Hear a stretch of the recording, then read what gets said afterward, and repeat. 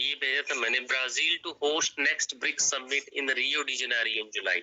जुलाई में होगा BRICS summit, next मतलब 17th होगा, क्योंकि पहला जो हुआ था वो 2009 में हुआ, ठीक है, और 2009 से ही लगातार हो रहे हैं, ठीक है।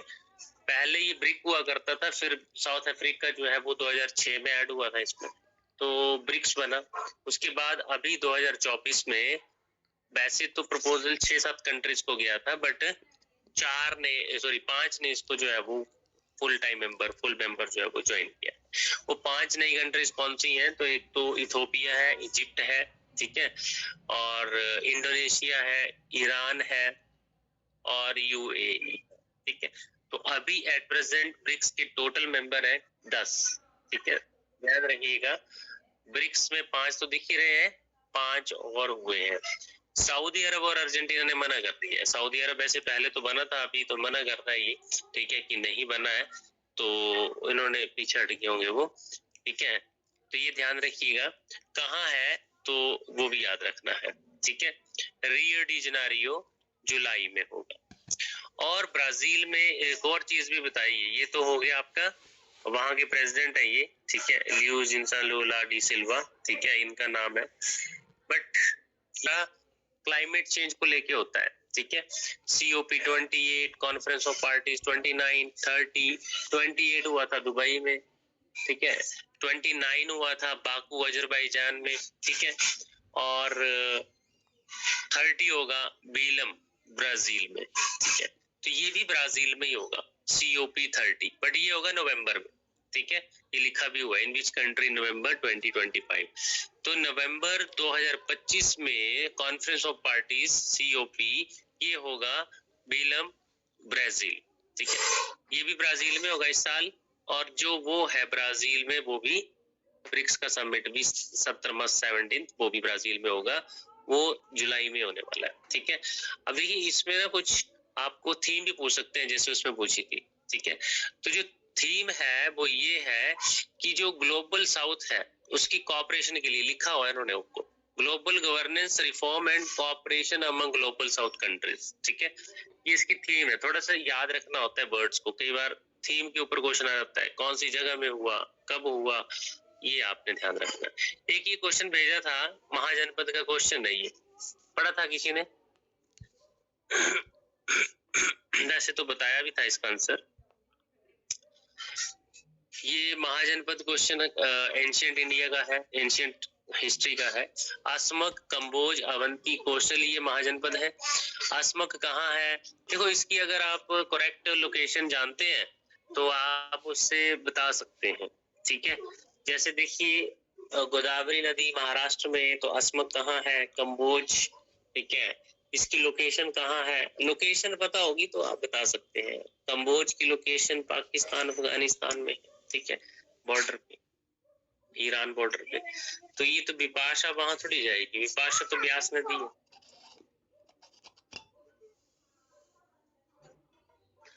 नेक्स्ट अवंती, अवंती जो है ये कहाँ की राजधानी है, मतलब इसकी कौन सी राजधानी है अवंती की? अवंती महाजनपद की राजधानी कौन सी, याद है किसी को? उज्जैन। उज्जैन, ठीक है। तो उज्जैन जो है वो मध्य प्रदेश पे है, और महानदी मध्य प्रदेश पे नहीं बहती है, ठीक है। महानदी अगर आप देखें तो वो तो उड़ीसा की तरफ है, ठीक है, छत्तीसगढ़ उड़ीसा, तो वैसे ही ये नहीं बनेगा, ठीक है। उज्जैन तो शिप्रा नदी के किनारे है, ठीक है। उज्जैन, शिप्रा, चंबल, ये आप मध्य प्रदेश में, राजस्थान में नदी है। तो महानदी जो है वो तो आपकी छत्तीसगढ़ उड़ीसा में, ये भी नहीं होगा। तो दूसरा और तीसरा तो गलत था, और पहला और चौथा सही था, क्योंकि कौशल जो है श्रावस्ती ये तो आपका यूपी में है, पूर्वी उत्तर प्रदेश, और वहां पे आपको मिलेगा अयोध्या, और अयोध्या सरयू नदी के किनारे, ठीक है, फैजाबाद डिस्ट्रिक्ट, ईस्टर्न यूपी। हाँ जी। तो ये क्वेश्चन वैसे भी निकल सकता है अगर आपको जियोग्राफिकल लोकेशंस का पता है, ठीक है। और वैसे कई बार कैपिटल से आता है क्वेश्चन, और कई बार देखो इस बार इन्होंने यूपीएससी ने कैसे पूछा था, river flowing in the region, जो कि हिस्ट्री और ज्योग्राफी को ब्लेंड करके दिया हुआ था, ठीक है, मतलब हिस्ट्री ज्योग्राफी दोनों थोड़ा आइडिया हो कि आज ये महाजनपद कहाँ लोकेटेड है और कौन सी रिवर्स कहाँ है, तो फिर वो आंसर आराम से हो सकता था। आंसर क्या होना चाहिए था इसका फिर, how many of the pairs given above are correctly matched, कितने पेयर करेक्टली मैच्ड है और कितने नहीं। आंसर क्या होगा,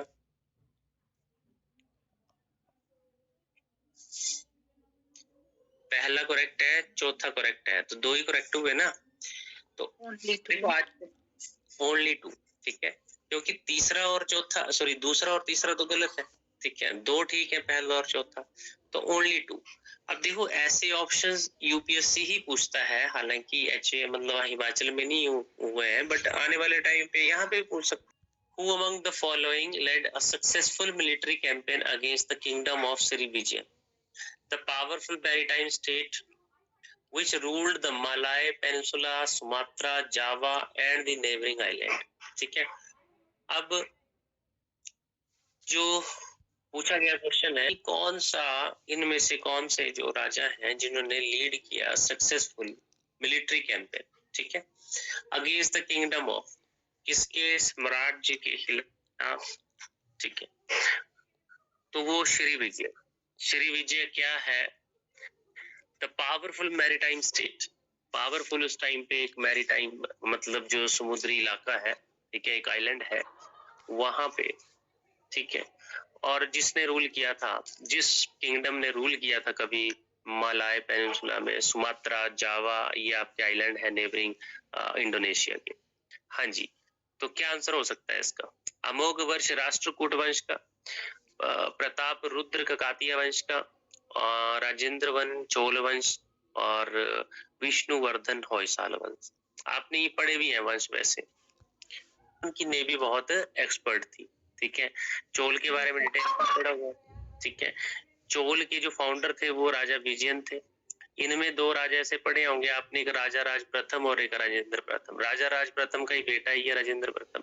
ये 2 ऐसे राजा हैं, बहुत पावरफुल, बहुत फेमस राजा रहे हैं चोल वंश के, ठीक है, और राजा राज प्रथम और राजेंद्र वन ने जो है वो श्रीलंका के ऊपर सिलोन लिखते हैं, वैसे इन्होंने सिलोन श्रीलंका कुछ नहीं लिखा हुआ, इन्होंने श्री विजय लिखा हुआ है, ठीक है, तो देखिए सिर्फ नाम का और सिर्फ इस तरह का फर्क होता है, ठीक है, और ऐसा तो है नहीं कि डायरेक्ट पूछती है यूपीएससी, थोड़ा सा घुमा फिरा के तो पूछेंगे, बट फैक्चुअल क्वेश्चन है, सीधा क्वेश्चन है श्री विजया।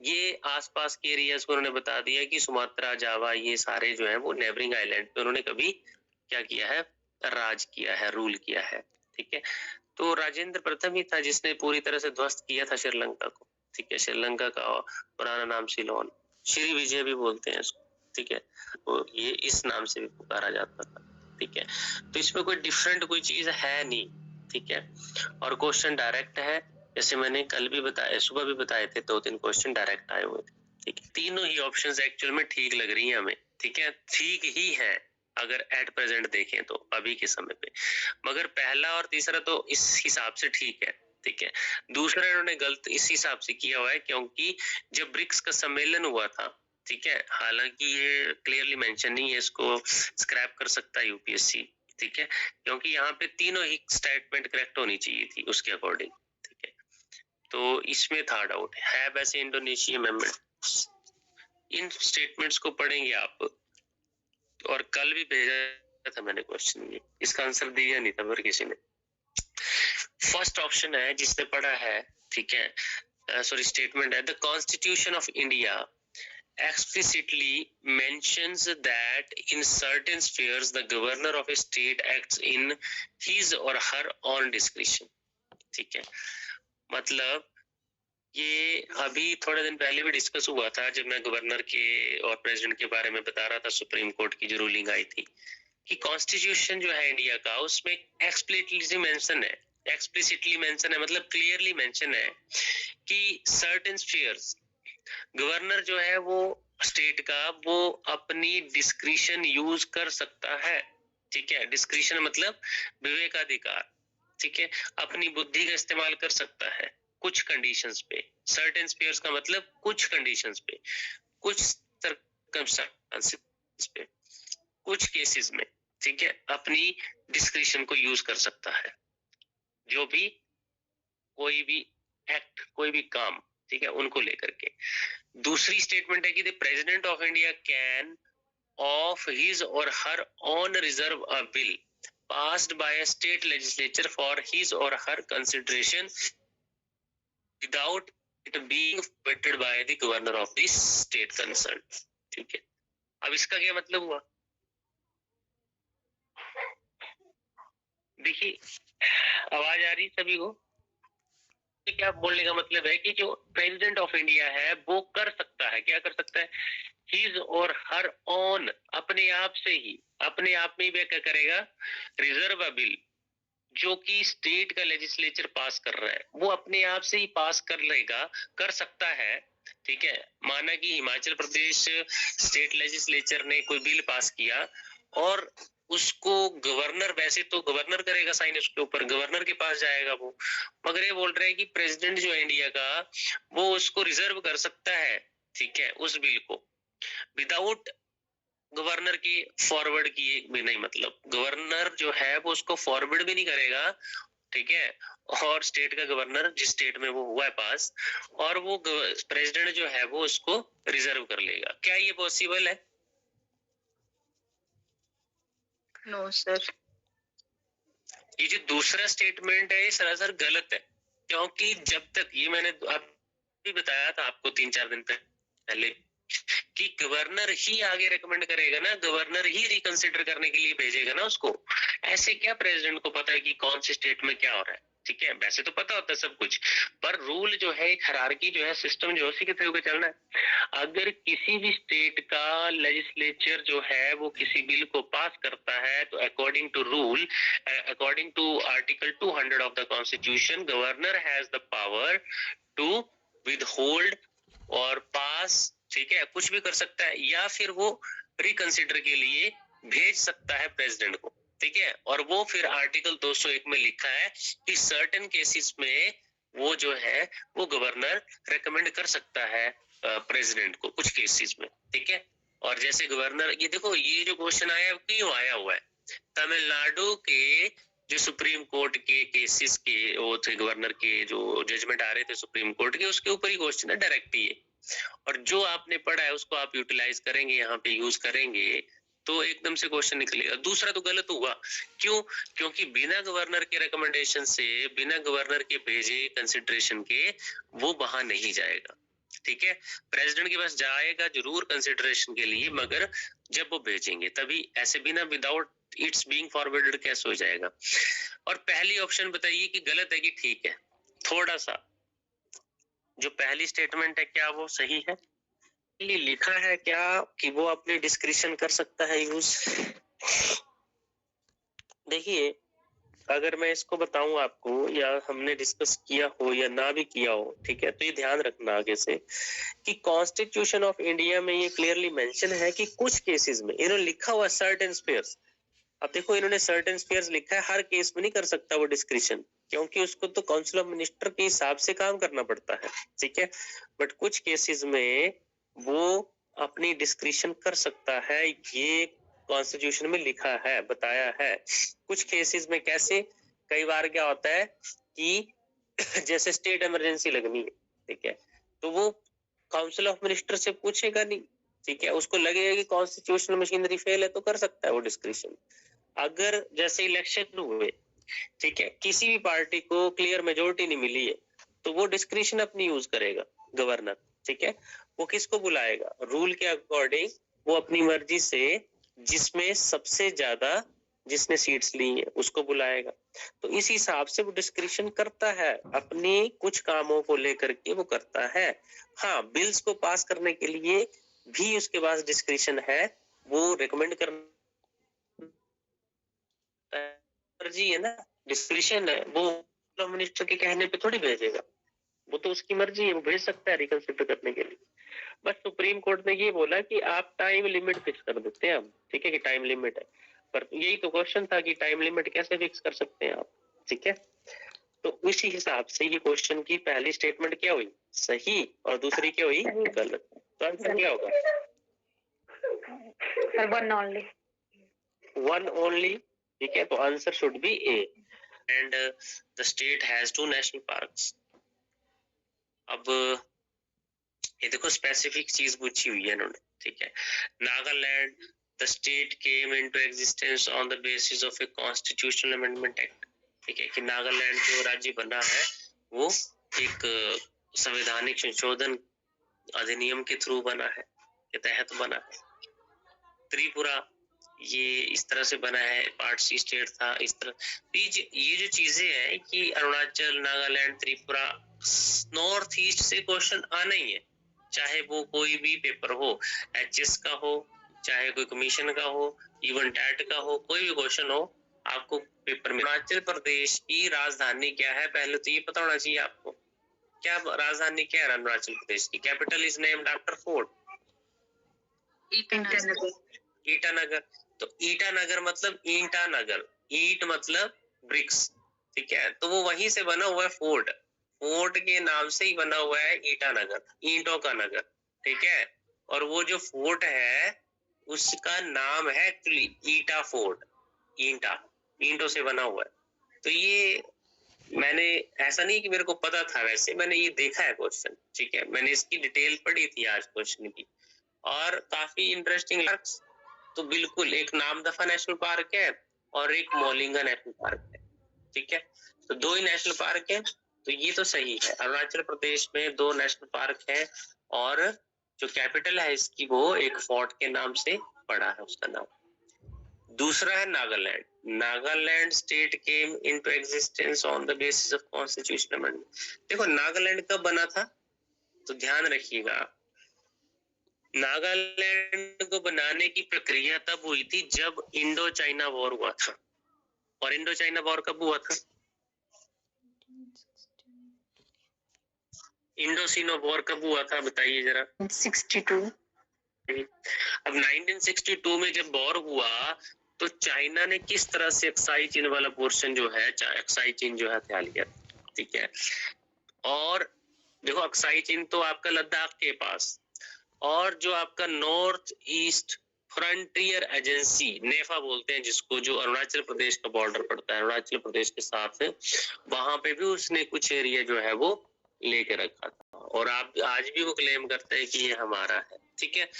तो ये जो आपकी नेफा वाला एरिया है अरुणाचल प्रदेश में, जिसको मैकमोहन लाइन भी बोलते हैं, उसको ब्रीच किया उन्होंने एक तरह से। तो नागालैंड जो है उसके बाद बना था, ठीक है, और नागालैंड को स्पेशली बनाने का मकसद यही था, इंडिया को एक अलग से राज्य देने का यही मतलब था इसका, क्योंकि उस टाइम पे नेहरू प्रधानमंत्री थे।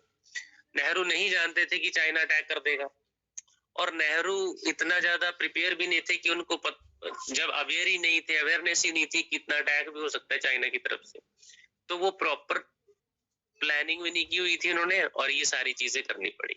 उसके बाद एक आपको पता होगा आईटीबीपी, सुना होगा आपने, Indo Tibet border police force, ठीक है, आईटीबीपी सब जानते होंगे, जानते हैं कि नहीं, सुना है कि नहीं किसी ने? यस। हाँ, तो देखो ये जो तिब्बत की बॉर्डर पे जो पुलिस लगाई गई, ये फोर्स लगाई गई आईटीबीपी, वो तभी लगाई गई थी, और मतलब तभी बनाई गई थी ये 1962 में। उसका पर्पस ये था कि फोर्स बनाई जाए जो प्रोटेक्ट करेगा इंडो तिब्बत बॉर्डर को, ठीक है, और यही कारण था कि नागालैंड बनाना पड़ा। 1963 में नागालैंड बना through an constitutional amendment act, और वो क्यों करना पड़ा था, और वो कौन सा अमेंडमेंट था? 13वां अमेंडमेंट था। ध्यान रखिएगा, नागालैंड को 1963 में बनाया गया था, ठीक है, और उसके लिए 13वां अमेंडमेंट हुआ था कॉन्स्टिट्यूशन में, ठीक है। जैसे मैंने सिक्किम का बताया था आई थिंक थोड़े दिन पहले आपको, ठीक है, याद है किसी को कौन सी अमेंडमेंट हुई थी सिक्किम को बनाने के लिए? 35वीं अमेंडमेंट हुई थी, फिर 36वीं अमेंडमेंट फुल स्टेट बनाने के लिए हुई, ठीक है। तो वैसे ही जो नॉर्थ ईस्ट के स्टेट है, एक्चुअल में इनको फुल स्टेट दर्जा दिया गया, इनको स्पेशल कैटेगरी स्टेटस दिया गया, मतलब इनको कुछ पावर्स एक्स्ट्रा दी गई हैं। आपको पता होगा 5th शेड्यूल मैंने बताया था आपको, कुछ शेड्यूल्स कुछ स्टेट्स जो है जैसे असम है, मेघालय है, त्रिपुरा है, मिजोरम है, ये 4 स्टेट्स हैं, ये 6ठे शेड्यूल में है। इनको और भी ज्यादा जो है वो दी गई है, मतलब क्या बोलते हैं उनको, स्पेशल प्रोविजन रखे गए हैं इनके लिए, स्पेशल पावर्स दी गई हैं इनको। क्यों दी गई है? मैंने बताया था आपको एक बार, क्योंकि इनको इसलिए दी गई है क्योंकि कल को कभी भी ये चाइना के साथ जा सकते हैं, कभी भी ये बांग्लादेश के साथ जा सकते हैं, ठीक है। इसलिए ये उनसे प्रभावित ना हो, इसलिए इनकी जो ऑटोनॉमी है, इनको पावर जो है वो दे के रखी है, ठीक है। इसीलिए इनको स्पेशल पैकेज भी जाता है सेंटर से, ठीक है, क्योंकि यहाँ पे डेवलपमेंट नहीं है, यहाँ पे ज्यादा वो इन्फ्रिंजमेंट ज्यादा होती है ना। तो दूसरे देशों से घिरे पड़े हैं, है ना, थोड़े सेंसिटिव एरियाज, इसलिए इनको दी गई है पावर्स। तो नागालैंड 1963 में बना, 13वां संविधान संशोधन हुआ था, ये भी ठीक है, ठीक है। इन्होंने लिखा नहीं है वैसे 13वां संविधान संशोधन, ठीक है, तो ये बिल्कुल सही है 1963। त्रिपुरा की बात करें अगर हम, तो इनिशियली पार्ट सी स्टेट बना। त्रिपुरा की हिस्ट्री वैसी है जैसे हिमाचल की है, ठीक है। पहले सी स्टेट बना, फिर ये सेंट्रली एडमिनिस्ट्रेड है ना टेरिटरी बनी, फिर ये आपका रीऑर्गेनाइजेशन एक्ट आया 1956 में, तो ये यूटी बनी, ठीक है। फिर ये फुल फ्लैश स्टेट बनी 1972 में, 71 में, ठीक है, 72 में बनी थी, एक्ट 71 में बना। तो वो त्रिपुरा के साथ बिल्कुल ये सही है, ठीक है। तो ये तीनों ही सही दिए हुए हैं ये, ठीक है, कि त्रिपुरा जो है वो वैसे तो 1972 में स्टेट बना था, मगर उससे पहले ये रहा था ये चीज, ठीक है। 1956 में यूटी, उससे पहले ये पार्ट सी स्टेट भी था। तो all the three are correct, तीनों ही सही है। बाकी ये अनाउंस किया गया था, ठीक है, ध्यान रखना 15 अगस्त 2024 को अनाउंस किया गया था ये पीएम सूर्य घर मुफ्त बिजली योजना, ठीक है। इसमें सूर्य घर है तो मतलब कहीं ना कहीं जो सोलर रूफटॉप पैनल्स होते हैं उनको इंस्टॉल करने की बात की गई है। और पहली स्टेटमेंट बोल रहा है कि it targets installation of 1 crore solar rooftop panels in the residential sector. जो हमारे रेजिडेंशियल कॉलोनीज हैं, रेजिडेंशियल है एरियाज, वहां पे 1 crore solar rooftop panels install करने, इसका टारगेट है, ठीक है। दूसरी है the ministry of new and renewable energy aims to impart training on installation. अब देखो जो मिनिस्ट्री है उसका भी नाम बताया उन्होंने कि कौन सी है, न्यू एंड रिन्यूएबल एनर्जी। इसका एम है कि इंस्टॉलेशन के लिए, ऑपरेशन के लिए, मेंटेनेंस एंड रिपेयर के लिए जो सोलर रूफटॉप सिस्टम है वो ग्रास रूट लेवल पे उनको ट्रेनिंग इम्पार्ट करनी है, ठीक है, उनको ट्रेनिंग देनी है। ग्रास रूट लेवल का मतलब क्या है कि निचले स्तर तक, बिल्कुल, ठीक है, उनको सिखाना है। ये मिनिस्ट्री का टारगेट है, ये उसका एम है कि उनको ट्रेनिंग देनी है इंस्टॉल करने की, ऑपरेट करने की और मेंटेनेंस करने की, ठीक है। तीसरी स्टेटमेंट है कि it aims to create more than 3 lakh skilled manpower through fresh skilling and upskilling under scheme component of capacity building, ठीक है। तो ये एक पेचीदा थोड़ा सा ये है कि अंदर घुस के थोड़ा सा उन्होंने इसको उठाया है, बाकी तो पहला दूसरा तो आपको समझ आ गया होगा। पर तीसरा ये बोल रहे हैं कि इसका जो एम है इस योजना का कि एक क्रिएट करना है, क्या करना है, create 3 lakh skilled, more than, उससे ज्यादा, 3 लाख से ज्यादा स्किल्ड मैन पावर, ठीक है, through fresh skilling and upskilling. मतलब कुछ नए लोगों को सिखाना है, स्किल देना है, और कुछ को जो ऑलरेडी है उनको अपस्किल करना है, ठीक है। Under the scheme components capacity building, मतलब ये जो उनकी मतलब कैपेसिटी को बिल्ड करना है, जो भी स्किल देना है उनको, मैन पावर को बढ़ाना है 3 लाख से ज्यादा, ये भी एक फैक्टर है इसमें, इस योजना का।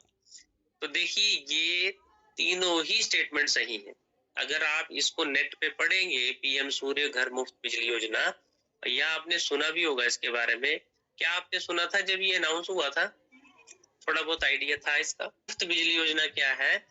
क्योंकि इससे जो है, जो जिनके भी घर पे सोलर पैनल्स लगेंगे, इंस्टॉल किए जाएंगे, उनको कुछ टारगेट दिया गया है कि आप इतनी बिजली मतलब जनरेट करेंगे तो आपको जो है फिर वो बिजली में रिबेट मिलेगी, और फिर आपको हो सकता है कि बिजली कुछ यूनिट तो उसको फ्री भी दिए जाएंगे, ठीक है। तो ये है पीएम सूर्य घर मुफ्त बिजली योजना। 1 करोड़, ठीक है, ध्यान रखिएगा, 1 crore solar roof rooftop panel लगाने का रेजिडेंशियल सेक्टर में टारगेट है। जो मिनिस्ट्री कौन सी है? न्यू एंड रिन्यूएबल एनर्जी, ठीक है, पावर एनर्जी नहीं है ये, ठीक है, पावर मिनिस्ट्री नहीं है ये, new and renewable energy AIIMS. अब न्यू एंड रिन्यूएबल एनर्जी का मतलब है जैसे सोलर है, विंड एनर्जी है, ये वाली, तो ये अलग से जो कन्वेंशनल सोर्सेज नहीं है एनर्जी की। पावर मिनिस्ट्री जो होती है, मिनिस्ट्री ऑफ पावर, वो आपकी होती है जैसे हाइड्रो इलेक्ट्रिक प्रोजेक्ट्स हैं, थर्मल प्रोजेक्ट्स हैं, जो कन्वेंशनल सोर्सेज से बिजली बनती है वो आते हैं उसमें। और जो जैसे आपकी जियो थर्मल एनर्जी है, विंड एनर्जी है, सोलर एनर्जी है, ये रिन्यूएबल एनर्जी रिसोर्सेज है, इनको रिन्यू किया जा सकता है, ये खत्म नहीं होने वाली है, नॉन कन्वेंशनल सोर्सेज है, इसलिए ये मिनिस्ट्री भी सही है। और ये भी सही है कि इनका ऑपरेशन, इंस्टॉलेशन, मेंटेनेंस का टारगेट भी है कि उनको हमने ग्रास रूट लेवल पे उनको ट्रेन करना है, ठीक है, जिसमें 3 लाख से ज्यादा स्किल करने की, मतलब स्किल देने की मैन पावर के थ्रू उस मैन पावर को स्किल करना है, निपुण करना है, और वो कुछ फ्रेश स्किलिंग करनी है, कुछ अप स्किलिंग करनी है, ठीक है। तो ये सही ऑप्शन है अगर आपने इसके बारे में पढ़ा है, बिजली के बारे में। मुफ्त सूर्य घर। इन क्वेश्चन देखिएगा आप। With reference to Indian polity consider the following statements, ठीक है। जो भारतीय राजनीति है उसके कंटेक्स्ट में 3 स्टेटमेंट दिए हैं, आपको जो इसको देखना है।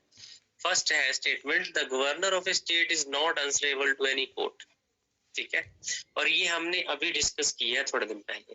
The governor of a state is not answerable to any court for the exercise and performance of the powers and duties of his or her office. ये बताइए मेरे को कि ये सही है कि गलत है, कि किसी भी पाल है वो जवाबदेही उसकी नहीं है किसी भी कोर्ट के लिए। कोई भी कोर्ट उससे क्वेश्चन नहीं पूछ सकता, अगर पूछ भी रहा है तो उसको आंसर देना नहीं बनता, ठीक है, कि वो उसको आंसरेबल है वो उनके लिए, जब वो अपनी ड्यूटीज या पावर्स को परफॉर्म कर रहा है ऑफिस के स्तर पे। बताइए क्या ये सही है कि गलत? ठीक है सर। ठीक है, वो अगर आप देखो बिल्कुल सही है। क्यों? क्योंकि गवर्नर और प्रेसिडेंट, मैंने बोला था ये चीज आपको, अभी आया था ये, देखो उस चीज को लेके कितने क्वेश्चन आ रहे हैं इसमें, ठीक है, तो ये बिल्कुल सही है, क्योंकि कोई भी गवर्नर या प्रेसिडेंट आंसरेबल नहीं होता है, ठीक है। दूसरा statement, no criminal proceeding shall be instituted or continued against the governor during his or her term of office. जब गवर्नर या प्रेसिडेंट, ठीक है, यहाँ तो प्रेसिडेंट नहीं लिखा है, गवर्नर के बारे में ये क्वेश्चन, जब गवर्नर अपने ऑफिस में बैठा है, उसका टेन्योर चला हुआ है, तो क्या उसके खिलाफ क्रिमिनल प्रोसीडिंग चल सकती है? हाँ जी बताइए। नहीं सर, ये भी ठीक है। ये भी ठीक है, मतलब बोलने का है कि ना तो क्रिमिनल प्रोसीडिंग्स, ना सिविल प्रोसीडिंग्स, ना वो आंसरेबल है, ठीक है, क्योंकि 361 आर्टिकल में उनको इम्यूनिटी मिली हुई है इस चीज की, ये हमने डिस्कस किया है थोड़े दिन पहले भी। तो दोनों ही आपकी सही है स्टेटमेंट। अब तीसरी स्टेटमेंट है कि members of a state legislature are not liable to any proceedings in any court, ठीक है, to any proceedings in any court in respect of anything said within the house. अब बोल रहे हैं कि जो मेंबर ऑफ स्टेट लेजिस्लेचर है, किसी विधानसभा के जो सदस्य हैं, वो भी not liable to any proceedings in any court, किसी भी कोर्ट में लायबल नहीं है कि उनकी जो प्रोसीडिंग्स है, ठीक है, कोर्ट की, उसमें वो लायबल नहीं है इन respect of anything said within the house. अगर वो अपने विधानसभा के परिसर में कुछ भी वो बोल रहे हैं तो वो कोर्ट में जो है वो लायबल नहीं है। क्या ये सही है कि गलत? बताइए जरा, अगर पता है तो। नहीं आंसरेबल होना चाहिए, कोर्ट में उसको खींचा जा सकता है, लायबल होगा वो कोर्ट की प्रोसीडिंग्स में। हाँ ठीक जी, लग रहा है। ठीक लग रहा है। क्यों? क्योंकि ही देखो, कोई भी चाहे वो मेंबर ऑफ पार्लियामेंट हो, राज्यसभा का मेंबर ऑफ पार्लियामेंट हो, लोकसभा का मेंबर ऑफ लेजिस्लेटिव असेंबली हो किसी भी स्टेट का, मेंबर ऑफ लेजिस्लेटिव काउंसिल हो किसी भी स्टेट का, देखिए जब भी वो किसी हाउस में जो कि चुने हुए लोग हैं वहां पे, वो कुछ भी अगर बोल रहे हैं तो उनको भी इम्यूनिटी है। उनको उनको बोलते हैं हम पार्लियामेंट्री प्रिविलेजेस। ठीक है, ये वर्ड्स आपने ध्यान रखने हैं। पार्लियामेंट्री प्रिविलेजेस मिले होते हैं इनको, मतलब इनको जो है वो पार्लियामेंट में या स्टेट लेजिस्लेचर में इनको कुछ ऐसी स्पेशल पावर्स दी गई है जो क्रिमिनल केसेस इनके खिलाफ नहीं चल सकते। ऐसा नहीं है कि क्रिमिनल और ये सिविल केसेस नहीं चल सकते, अगर ये गलत करेंगे तो चल सकते हैं, इनके खिलाफ तो चल सकते हैं, बट ये हाउस के अंदर जो बोल रहे हैं ये लायबल नहीं है। देखो पीछे जिससे अगर हुआ भी था केस, पता नहीं ये हिमाचल प्रदेश विधानसभा की बात है, आई थिंक आपने भी सुना होगा सबने कि खलड़ू में रहने की बात की थी। आपको पता है खलड़ू में बोला था किसी ने कि खलड़ू नहीं खलड़ी बोला था शायद। ठीक है, हिमाचल प्रदेश विधानसभा में पहाड़ी शब्द है ये, आपको पता होना चाहिए कि खलड़ी में रहने की बात की थी, है ना, चमड़ी में रहने की बात की थी। शायद किसने बोला था ये, विधानसभा के परिसर में बोला था, मतलब अंदर ही बोला था उसने विधानसभा में। नूरपुर का वो था वो एमएलए। ठीक है, और फिर वो जो रिटेलिएशन में बोला था किसने, वो था जो आपका वो है मंत्री विक्रमादित्य सिंह, उनके बीच में हुई थी ये बहस। तो उस मैटर को वहां पे जो है वो हाई कोर्ट में लेकिन नहीं जा सकते थे वो, हालांकि ये डिमांड हो रही थी, बट हो नहीं सकता ना ये चीज। क्यों?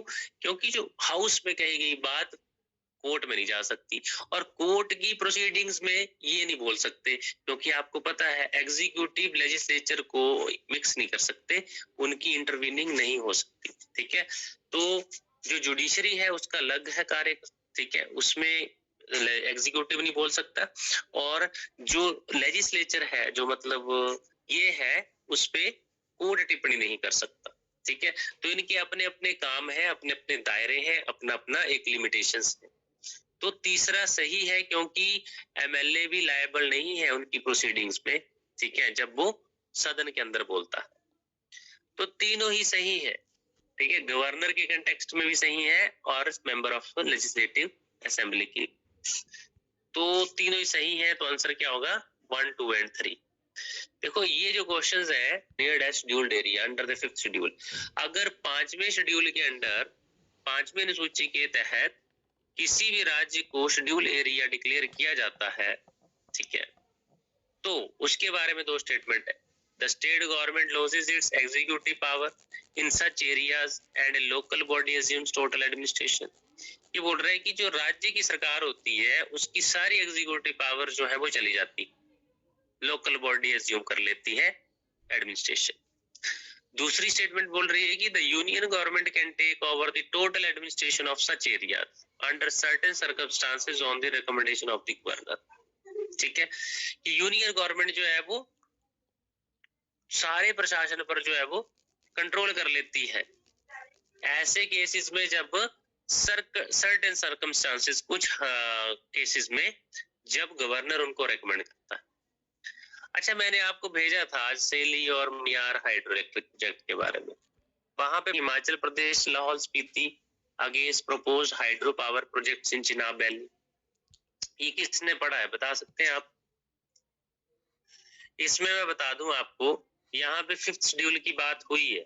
ठीक है, और मैं बता दूं आपको कि वो कहाँ लिखा गया है 5th शेड्यूल के बारे में। तो यहाँ पे लिखा है कहीं, देखिए ये लिखा है furthermore this is a tribal region protected under the 5th schedule of the constitution. हाँ जी, दिख रहा है ये लाइन आपको? Yes sir. लिखा ना कि ट्राइबल रीजन है लाहौल स्पीति और ये प्रोटेक्टेड है under the 5th schedule of the constitution. Therefore before implementing any developmental project in this area, tribal rights and ecological concern must be prioritize priority. ठीक है, बोलने का मतलब ये है कि जब भी आप किसी भी ट्राइबल या शेड्यूल्ड एरिया में शेड्यूल्ड ट्राइब एरिया या फिर शेड्यूल्ड एरिया में आप कोई भी डेवलपमेंटल प्रोजेक्ट को इम्प्लीमेंट कर रहे हैं तो ट्राइबल राइट्स और इकोलॉजिकल कंसर्न भी प्रायोरिटी होती है, ठीक है। तो ये बहुत अच्छा दिया हुआ था और मैंने इसीलिए भेजा था आपको। फिर इसकी कैपेसिटीज भी पूछी थी मैंने, 400 मेगावाट सेली की और 120 मेगावाट उसकी है मीआर, ठीक है। तो अब देखिए, मैं इसको इसलिए बता रहा हूँ क्योंकि यहाँ से कंसर्न करता है, ये क्वेश्चन डायरेक्ट आया हुआ है फिक्स शेड्यूल। अब देखिए, स्टेट गवर्नमेंट सारी पावर लूज कर देते हैं तो तेलंगाना के साथ उन्होंने कैसे किया? स्टेट गवर्नमेंट जो है, ये जो प्रोजेक्ट दोनों कौन बना रही है? सरकार तेलंगाना। ये किया था ना हमने डिस्कस, तेलंगाना बना रही है, ये मैंने बताया था। यस। हाँ, तो तेलंगाना ने कैसे कर दिया? तेलंगाना की स्टेट गवर्नमेंट और हमारी स्टेट गवर्नमेंट ने। तो क्या स्टेट गवर्नमेंट सारी पावर लॉस कर देती है? नहीं, कुछ केसेस में पावर उनको दी जाती है। और अभी लिखा भी था कि प्रायोरिटी तो होनी चाहिए स्टेट गवर्नमेंट की, बिना पूछे नहीं कर सकती, प्रायोरिटी है। मगर वो पावर थोड़ी ना है, उसकी पावर तो उसने यूज की। तो इसका मतलब पहली स्टेटमेंट गलत है कि ठीक है? गलत है सर। गलत होगी ना ये, क्योंकि स्टेट गवर्नमेंट लूज थोड़ी कर रही है कोई भी एग्जीक्यूटिव पावर, वो तो कर रही है एंजॉय उस पावर को, ठीक है। Local body assume total administration थोड़ी ना उसके पास। हाँ, वो रेकमेंड कर सकता है, उससे बातचीत की जा सकती है, बट पूरी की पूरी पावर थोड़ी है उसके पास। हाँ, दूसरी ऑप्शन जो है, दूसरी statement, union government can take over the total administration of such areas under certain circumstances on the recommendation of the governor। ये भी गलत है, ठीक है। ऊपर वाली भी गलत है और ये भी गलत है। गलत इसलिए है क्योंकि यूनियन गवर्नमेंट कभी भी 5वें शेड्यूल के तहत ऐसे कैसे ले लेगी किसी भी राज्य की पावर? बेशक वो 5th शेड्यूल में है, मगर है तो स्टेट गवर्नमेंट के अंडर ही है, तो वहां की लोकल गवर्नमेंट के अंडर ही, ठीक है। जब तक अनटिल एंड अनलेस वहां पे राज प्रेसिडेंट रूल नहीं लगेगा, तब तक यूनियन गवर्नमेंट कैसे पावर ले सकती है? ठीक है जी, गवर्नर की रिकमेंडेशन पे प्रेसिडेंट रूल लग सकता है, ठीक है। अंडर सर्टेन सर्कमस्टांसेस ऐसा नहीं हो सकता कि यूनियन गवर्नमेंट उस चीज को पूरी ओवरटेक कर ले, ठीक है। अभी ये कंटेक्स्ट में, मणिपुर के कंटेक्स्ट में पूछ लिया इन्होंने ये क्वेश्चन, ठीक है, क्योंकि शेड्यूल्ड एरिया मणिपुर भी है और वहां पे प्रेसिडेंट रूल लगा है, इसलिए पूछा है वो क्वेश्चन। और ये टोटली क्वेश्चन ये भी नॉर्थ ईस्ट की एक्टिविटीज के ऊपर है, दोनों ही गलत है वैसे ये। अब ये भी ध्यान रखना कि किसी भी ट्राइब को स्टेटस देना या फिर किसी भी शेड्यूल एरिया को डिक्लेयर करना, ये प्रेसिडेंट के हाथ में होता है, ठीक है। अब देखो, किसी शेड्यूल एरिया को 5th शेड्यूल में डालना है तो वो है प्रेसिडेंट डिक्लेयर करेगा उसको, क्योंकि प्रेसिडेंट की तरफ से आता है ना लेटर, तो कि ये ट्राइब बनी, ये शेड्यूल एरिया बना, ठीक है। ये ध्यान रखना। 6th शेड्यूल में 4 स्टेट्स हैं जिनको और भी ज्यादा प्रिविलेजेस मिले हुए, विशेष प्रोविजन। कौन कौन सी है? असम, त्रिपुरा, मेघालय एंड मिजोरम, ठीक है, ये 4 स्टेट्स। इसलिए लद्दाख भी इसकी डिमांड करता है कि हमें 6th शेड्यूल में डालिए, है ना जी। ये सुना तो होगा आपने लद्दाख के बारे में कि बोलता रहता है, ठीक है।